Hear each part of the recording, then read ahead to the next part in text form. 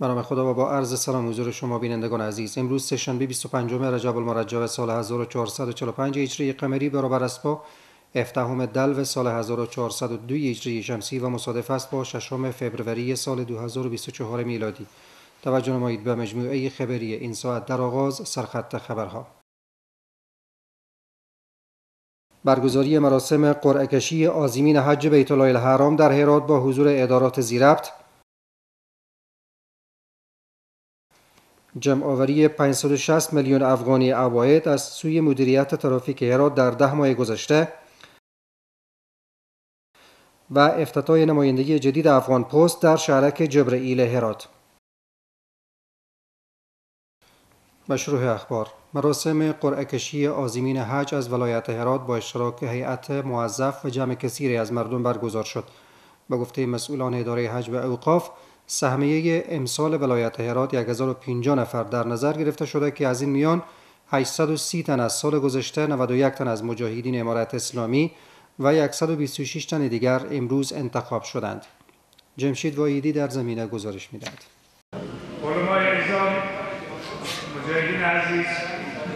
مراسم قرعه کشی حجاج سال 1403 از طرف حج و اوقاف هرات برگزار شد. مسئولان در حج و اوقاف ولایت هرات میگویند پروسه قرعه کشی افراد شفاف بوده و با حضور داشت هیئت‌های از ادارات مختلف دولتی و جمع کثیر مردمی 126 تن بر اساس قرعه به صورت شفاف انتخاب شده‌اند. این قرعه کشی که از تقریبا 17000 نفر ثبت نام کرده، از جمله 126 نفری و سهمیه برشان داده شده که امروز در قرعه کشی 126 نفر که برآمد به خیر حج می روند. این تقریبا 830 نفر از حجاج سابقه ثبت نام داشتگی می روند که اونا 501,000 دلار تسلیم کردگی سن. 830 نفر از اونا می روند. ان شاء الله بعد از این ختم قرعه کشی باز مطابق هدایت وزارت با کار اونا آغاز میشه. همچنان اداره محلی هرات از شفافیت پروسه برای متقاضیان حج اطمینان می‌دهد. دی هیئت تقریبا 2 هفته کار کړی دی پر دې پروسې باندې په ښه شفافه توګه دا پروسه تر دې ځای را رسیدلې ده. اوس هم قرعه کشي کیږي، نو چې د هر چا بخت دا قرعه کشي براتي. با این حال شهروندان و متقاضیان این پروسه با ابراز خوشحالی میگویند از اینکه برای سفر حج قبول شده اند خوشحالند. احساس خوبی دارم که خدای پاک بخواسته باشه که برم کنار ماشاءالله کنم. احساس خیلی خوبی دارم. الان ما از امارات اسلامی خیلی تشکر میکنم.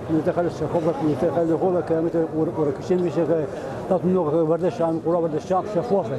ایجاد پرتویدی که قوام نیه. من خیلی خوشحالم، خیلی هم خوشم. ما طوری که اطلاع یافتیم که 126 نفر امارت اسلامی به ولایت هرات سهمیه داده. ما ثبت نام کردیم، از ولسوالی شیندن امروز آمادیم و این پروسه قرعه کشی بسیار شفافه. از همه ارگانا، از نماینده ولایت و استخبارات و شورای علما اینجا حضور داره. پروسه شفافه. کسی که خداوند متعال خواسته باشه و میمان خداوند متعال باشه، خواست الله پاک رفته باشه، قرعه بال میآیه و میره به مراسم حج میره. پروسه بسیار شفافه. باید گفت که مسئولان امارت اسلامی سهولت‌های زیادی را برای حجاج افغانستان در مکه مکرمه و مدینه منوره فراهم ساخته و در صدد هستند تا این سهولت‌ها را بیشتر نمایند. مدیریت ترافیک هرات از ابتدای ماه حمل سال جاری تا کنون در حدود 560 میلیون افغانی عواید جمع‌آوری کرده است. مدیر این اداره همچنان تاکید می‌کند که آنان طی همین مدت به تعداد 18500 جلد جواز سیر جدید، تجدیدی و مصنع و 10148 جلد جواز رانندگی توزیع کردند. شعیب جلالی گزارش می‌دهد. مدیریت ترافیک هرات یکی از ادارات که روزانه شاهد صدها تن از شهروندان جهت اجرای امور مختلفشان می باشد. مدیر این اداره تاکید می کند که از ابتدای ماه حمل سال جاری تا کنون در حدود 560 میلیون افغانی عواید از درک توزیع جواز سیر و جواز رانندگی جمع آوری کردند. مدیریت ترافیک در دو بخش فعالیت میکنه، یکی در بخش اداری، یکی در بخش تنظیم. در بخش اداری از ابتدای سال جاری تا فعلا به تعداد 18500 جلد جواز سیر جدید، تجدیدی، مصنع برای وسایط مختلف نوع توزیع گردیده. در بخش جواز رانندگی به تعداد 10148 جلد جواز رانندگی جدید تجدیدی مصنف و ارتقا به درجه بعد از طی مراحل قانونی برای متقاضیان توزیع گردیده و عواید ما هم از درک جواز سیر و لیسانس تقریبا 560 میلیون افغانی. مدیر ترافیک هرات همچنان علاوه می کند که جهت ایجاد نظم بهتر شهری در آینده نزدیک پلان‌های مشخص نیز روی دست دارند.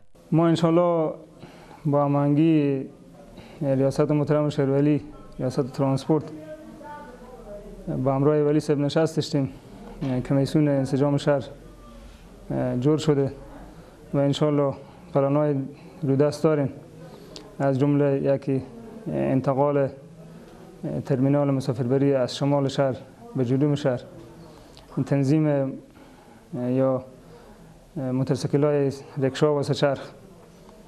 انشالله یک موضوع تعیین پارکینگ‌های معیاری در سطح شهر و جمع‌آوری چرخی‌ها و بساطی‌هایی که باعث بندش جریان ترافیک شده. این پلان‌هایی که قبلا هم داشتیم و انشالله در آینده باز بیشتر خواهد شد. با اطفال زیر سن وسایط ندن، مثلا سایکل موتور که دریوری کنه و راننده‌های موتورسیکل کوشش کنن که دو پشته باشن و لیسانس هم داشته باشن و در ضمن کلاه مینی داشته باشن و دریوری اول لیسانس بگیرن به خوب، بعدا دریوری کنم که از قواعد قانون ترافیک جاده آگاهی داشته باشم که جلوگیری از حادثات منجر به قتل و خسارات مالی که وضعیت خسارات زیاد می باشه جلوگیری از این گپا باشه. از سوی هم شماره از مراجعین اداره ترافیک هرات از انجام و طی مراحل به موقع امورشان در این اداره استقبال می کنند و تاکید دارند که در حال حاضر امور اداری شهروندان در همه ادارات امارت اسلامی به گونه منظم انجام می شود. واقعا عالیه، ما به هر شبه رفتم، واقعا کار ما اجرا میشه و احترام خاص دارم، ما احترام داریم برشان، واقعا راضیم از این کار. باید اضافه کرد که بنا به گفته مدیر ترافیک هرات در حال حاضر روند توزیع نمبر پلت برای موتورهای ویشی که قبلا به آنان استیکر توزیع شده بود نیز جریان دارد. نمایندگی جدید افغان پست در شهرک جبرئیل ولایت هرات افتتاح گردید. این پستخانه برای سهولت کار شهروندان در این منطقه پرنفوذ شهر هرات که شامل صنایع شهری هرات می باشد آغاز به کار خواهد کرد. جمشید وایدی در این زمینه گزارش می‌دهد. افتتاح پستخانه در شهرک جبرئیل ولایت هرات از سوی افغان پست ولایت هرات. مسئولان در افغان پست هدف از افتتاح این پستخانه را سهولت در کار شهروندان این منطقه در بخش‌های مختلف عنوان می‌کنند. در سال آینده ما پروسه کار ساخت‌ساز از او شروع خواهد کردیم. فعلا ما پستخانه خود اینجا افتتاح میکنیم و در این پستخانه خدماتی که قرار فعال بشه تبادله مراسلات رسمی و شخصی یعنی داخلی و خارجی ما میتونیم که به تمام ولایات افغانستان و همچنین تمام کشورهای جهان ما از اینجا مراسلات شخصی ارسال کنیم و همچنین قسمت کاردگی ما تاییدی گرفتن شهادتنامه‌های صنف 12 از وزارت محترم معارف، تاییدی گرفتن دیپلم ها از وزارت محترم تحصیلات عالی و همچنان آخذه بلبرق فروش سیم کارت های شبکه مخابراتی در این پستخانه صورت میگیرد. بزرگان و شهروندان این منطقه ایجاد این پستخانه را یک سهولت در انتقال سری بسته‌های پستی از داخل و خارج از کشور میگویند. پستخانه در شهرک المهدی جبرئیل یک ضرورت بود که با توجه به جمعیت زیادی که در این ساحه هستند، نواحی 12 و 13 و 9 در اینجا هستند که بیش از 100,000 جمعیت در اینجا حضور دارند. ایجاد این پستخانه یک ضرورت بود، لذا ما تشکر میکنیم از آمریت پستخانه هرات و همه مسئولین محلی هرات که در این زمینه همکاری کردن. قبلا ما در شهر تراکم شهر هم زیاد هستن، مردم خیلی منتظر میماندن، میرفتن نمیتونستن که در وقت معین برسن، مردم سرگردان میشدن. یکی پستخانه در اینجا ایجاد شود و بعد از این اسنادهای تحصیلی، اسنادهای ملکی و امور هم ممکنه کسایی که پاسپورت شی، تذکره شی، ایسا روان کردنی شود یا از اونجا اینجا ارسال کردنی شود. این برای مردم یک سهولت ایجاد کنه، مردم از این حمایت کنه، از استقبال منه. بسیار خوشحال هستیم از این.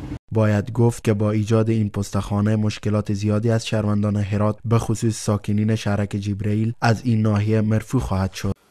2 تن مظنونین در پیوند به قتل توسط نیروهای امنیتی هرات بازداشت شدند. پرسنل آمریت حوزه ششم امنیتی قماندانی امنیه هرات طی اقدام کشفی 2 تن که شامل یک خانم می باشد و ذریعه کارد و دوای زهری اقدام به قتل 1 تن از باشندگان این ولایت نموده بودند از مربوطات این حوزه بازداشت نمودند. همچنان دوسیه‌هایشان ترتیب و به ارگان‌های عدلی و قضایی ارسال گردیده است. 8 تن در پیوند به قماربازی از سوی نیروهای امنیتی هرات بازداشت شدند. پرسنل آمریت حوزه 12 امنیتی قماندانی امنیه هرات 8 فرد را در پیوند به قماربازی به طور بالفعل از یک خانه مسکونی در مربوطات این حوزه بازداشت نمودند. از نزد این افراد مبلغ 36720 افغانی به دست آمده که به جرم خویش اعتراف نموده و اکنون تحت نظارت قرار دارند. پرسنل آمریت حوزه اول امنیتی قماندانی امنیه هرات طی اقدام کشفی 2 تن را در پیوند به سرقت 1 ست گوشی بازداشت نمودند. از نزد این افراد 1 ست گوشی مسروقه به دست آمده و اکنون تحت نظارت قرار دارند. قابل یادآوری است که گوشی مسروقه به دست آمده به رویت اسناد به مالک اصلی آن تحویل داده شد. مقدار 21 کیلوگرم آیف توسط پرسنل قماندانی امنیه ولسوالی پشتون زرقون کشف گردید. پرسنل قماندانی امنیه ولسوالی پشتون زرقون هرات مقدار 21 کیلوگرم آیف که برای تولید و ساخت و ساز مواد مخدر استفاده می شود طی عملیات کشفی از مربوطات این ولسوالی کشف نمودند. در پیوند به این قضیه 2 تن بازداشت شده و اکنون تحت نظارت نیروهای امنیتی قرار دارند. بینندگان عزیز، این بود مجموعه خبری این ساعت که تقدیم حضورتان گردید. توجه نمایید به وضعیت هوای شهر و چند ولسوالی ولایت هرات. بینندگان عزیز، سلام بر شما. شب بر همگی شما بخیر. توجه فرمایید به وضعیت هوای شهر هرات و چند ولسوالی آن. چهارشنبه شهر هرات آفتابی، بلندترین درجه حرارت 14، پایینترین 4 درجه سانتیگراد. غوریان آفتابی، بلندترین درجه حرارت 17، پایینترین 6 درجه سانتیگراد. کرخ آفتابی، بلندترین درجه حرارت 8، پایینترین 1 درجه سانتیگراد. و همچنین پشتون زرقان آفتابی، بلندترین درجه حرارت 12، پایینترین 4 درجه سانتیگراد. و در پایان مرور مجدد داریم بر سرخط خبرها. برگزاری مراسم قرعه کشی عازمین حج بیت الله الحرام در هرات با حضور ادارات ذی‌ربط. جمع آوری 560 میلیون افغانی عواید از سوی مدیریت ترافیک هرات در 10 ماه گذشته و افتتاح نمایندگی جدید افغان پست در شهرک جبرائیل هرات. بینندگان عزیز، از توجه و همراهیتان به مجموعه خبری این ساعت سپاسگزارم. وقت بر همه‌تان خوش. خدا نگهدار.